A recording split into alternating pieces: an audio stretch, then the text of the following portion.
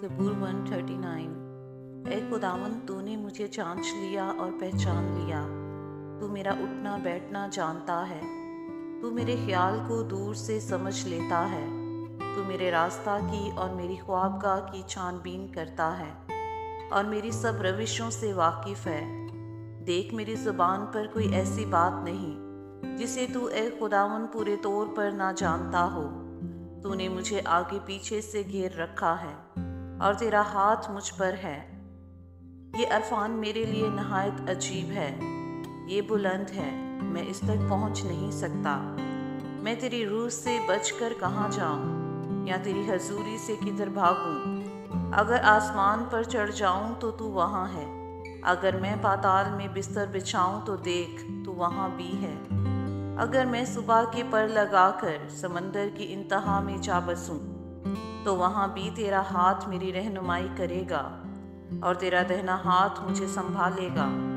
اگر میں کہوں کہ یقیناً تاریکی مجھے چھپا لے گی اور میری چاروں طرف کا اجالا رات بن جائے گا، تو اندھیرا بھی تجھ سے چھپا نہیں سکتا، بلکہ رات بھی دن کی مانند روشن ہے۔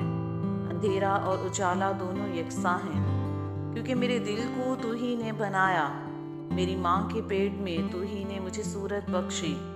میں تیرا شکر کروں گا کیونکہ میں عجیب و غریب طور سے بنا ہوں، تیرے کام حیرت انگیز ہیں، میرا دل اسے خوب جانتا ہے۔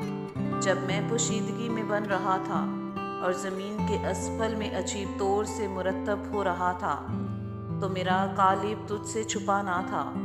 تیری آنکھوں نے میرے بے ترتیب مادے کو دیکھا، اور جو ایام میرے لیے مقرر تھے وہ سب تیری کتاب میں لکھے تھے، جبکہ ایک بھی وجود میں نہ آیا تھا۔ اے خدا، تیرے خیال میرے لیے کیسے بیش بہا ہیں، ان کا مجموعہ کیسا بڑا ہے۔ اگر میں ان کو گنوں تو وہ شمار میں ریت سے بھی زیادہ ہیں۔ جاگ اٹھتے ہی تجھے اپنے ساتھ پاتا ہوں۔ اے خدا، کاش کہ تو شریر کو قتل کرے، اس لیے اے خون خوارو میرے پاس سے دور ہو جاؤ، کیونکہ وہ شرارت سے تیرے خلاف باتیں کرتے ہیں اور تیرے دشمن تیرا نام بے فائدہ لیتے ہیں۔ اے خداوند، کیا میں تجھ سے عداوت رکھنے والوں سے عداوت نہیں رکھتا، اور کیا میں تیرے مخالفوں سے بیزار نہیں ہوں؟ مجھے ان سے پوری عداوت ہے، میں ان کو اپنے دشمن سمجھتا ہوں۔ اے خدا، تو مجھے جانچ اور میرے دل کو پہچان، مجھے آزما اور میرے خیالوں کو جان لے، اور دیکھ کہ مجھ میں کوئی بری روش تو نہیں، اور مجھ کو ابدی راہ میں لے چل۔ آمین۔